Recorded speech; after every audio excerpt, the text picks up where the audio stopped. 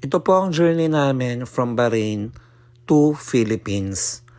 So, nag-assemble nga po kami sa Intercontinental Hotel ng morning March 20. At of course, isinakay na nga po ang aming mga luggage. Dito nga po, nagsimula na kaming magbiyahe from Bahrain to Causeway. At doon po ay mag-e-exit at mag-e-entry naman kami sa Saudi. So nag-exit kami sa Bahrain, nag-enter kami ng Saudi. Ayan nga po, inabot na kami ng gabi. Kasi nga syempre, it will take time. Kasi lahat ng kasama namin, including kami, ay dadaan sa immigration. So nasa Saudi na po kami nito. Ayan. So I think 6 hours mahigit yung naging biyahe namin. Kasama na doon yung pag-exit ng Bahrain at pag-enter ng Saudi.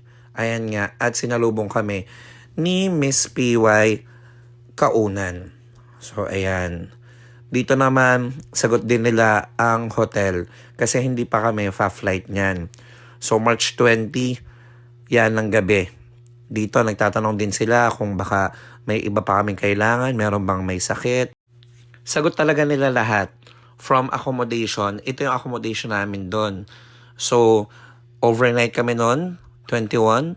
Almost 2 nights kami kasi 22 yung flight namin. Ayan. So, 4 kami sa room, meron namang iba 5 sa room. And, ayan nga po, sagot din nila yung food. So, from the moment na dumating kami doon, evening, may food na agad. And, syempre, breakfast, lunch, and dinner. Hindi lang yon, actually, pinakain din muna nila kami bago kami umalis. And, habang nagbabiyahe, may mga food din sila binibigay and water. Talagang hindi sila nagkulang ng pag-aalaga sa amin. At ito na nga, dumating na yung araw, March 22. Ito na yung nag-assemble kami, bus going to KKIA, King Khalid International Airport. At doon kami magmumula.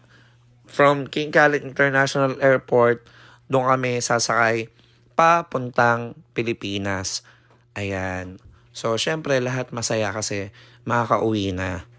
Andito na kami sa airport niyan. Pagdating namin ng airport, pinapila lahat ng OFW at para naman sa check-in. Ayan, bale yung baggage nga pala is 23 kilo na baggage at 7 kilo na hand carry. By the way, banda nga po pala kami sa Bahrain kaya may madala kaming instruments. At lahat ng bag nilagyan ng priority tag. Ito, papunta na kami sa pinaka-gate. And syempre, masaya kami kasi uuwi na kami. Sino ba naman ang pipiliin na nasa gitna ka ng gera, 'di ba? Syempre, mas pipiliin mo na mas kasama mo yung mga mahal mo sa buhay. Kami kasi napakalapit namin sa pinaka-pinagbobombahan kaya nag-decide na kami na umuwi. Meron pa naman kaming work sana after ng Ramadan kaso hindi pa alam kung ano magiging business o kung mag-o-open ba.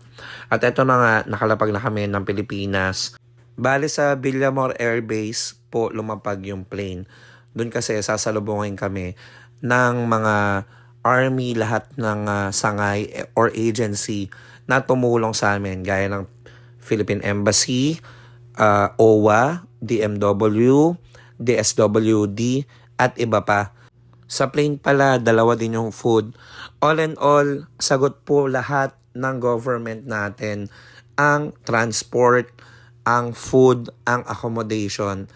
Ayan nga, talagang walang tigil sa pagtatrabaho si Miss PY Kaunan. And ito, ready na kami bumaba. Sinalubong nga din pala kami ni Mr. Hans Leo. Siya ang sekretary ng DMW. Nag-manual scan na rin sila para less hassle na rin sa aming mga OFW. At ito, bumaba na nga kami dito sa plane.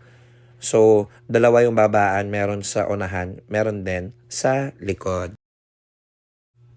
Ito lahat, mixed emotion, masaya, merong mga kasabay kami na naluluha kasi syempre pauwi na sila. Actually, hindi lang Bahrain ang kasama namin dito na mga OFW, mga taga Kuwait, meron kaming kasamang taga Qatar, may kasama din kami taga Riyadh, meron din Al Khobar at iba pa. So talaga namang napakadami namin. 300 plus po kami na lahat ay OFW. Pagbaba nga po namin dito ay sinalubong na kami ng lahat ng sangay ng government na mga tumulong sa amin para makauwi. Ayan, kita nyo, 'di ba? Sa Villamor Air Base po ito. At syempre, talaga namang napakasaya ng lahat. Hindi lang kami. Makikita mo din ang ngiti ng mga sumasalubong sa amin. Dito din po pinapunta yung merong mga sundo. Sa mga walang sundo naman, nag-provide din sila ng sasakyan papunta doon sa Kabayan Hotel. At pagdating sa Kabayan Hotel po, magbibigay naman sila ng transport para makauwi din po ang lahat. Yan, so pagdating namin dito, yan yung mga sumalubong po sa amin. And kagandahan po niyan, meron pong financial assistance ang OWA at DMW para po sa lahat. So dito lang kami nag-process nun habang hinihintay namin si Pangulong BBM. Nagstay pa po kami dito ng ilang oras kasi nga ibibigay din nila yung mga financial assistance at syempre kakain din. Ayan, so ito na nga, andyan din, napakadami din po talaga ng media dito. So hindi lang po ako ang na-interview or nakuhanan. Kung makikita nyo po sa news, napakadami din po talaga ng na-interview at nakuhanan. Pagdating naman po ni BBM, talagang sinalubong siya ng lahat. Yung nakikita po natin sa news na hindi siya pinapansin, yun po kasi ay nung time na pauwi na or pinapasakay na ng bus o pinagmamadali na sila. Ito na nga po si BBM. Ayan, kakadating lang niya po dito. At kung mapapansin nyo, nakasunod din sa kanya ang media. Nagkaroon din ng time na makausap ko ang ating Pangulo. After po nun, inihatid din kami ng mga sundalo sa sasakyan. At syempre, ito nga po, pauwi na po sa aming bayan. Sa mga OFW po na gusto pa magparipat, i-contact nyo lang po yung mga hotline ng DMW, OWA at Philippine Embassy.